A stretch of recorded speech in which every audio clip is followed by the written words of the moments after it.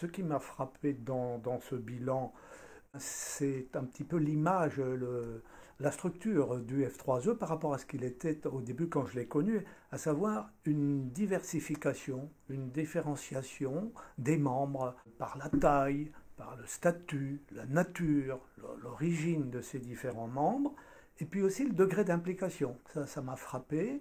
Et ça a été astucieux, je crois que l'évaluation, elle nous indique quels sont les groupes par degré d'implication, ceux qui sont très mordus, ceux qui le sont moins, ceux qui hésitent, etc. Ce dont j'ai pris conscience, c'est qu'il y a un groupe assez fort de gens très impliqués, d'organismes très impliqués, et une équipe technique qui colle bien à ce groupe et qui avance et qui recherche et qui innove. Ça, c'est intéressant.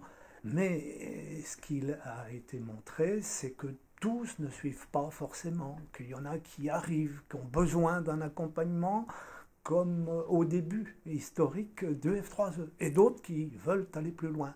Donc on est dans une complexification. L'enjeu, c'est de savoir comment, à ces besoins qui se diversifient, et on peut donner des réponses complexes. Parce que le F3E, visiblement, se complexifie. Et si j'avais des pistes à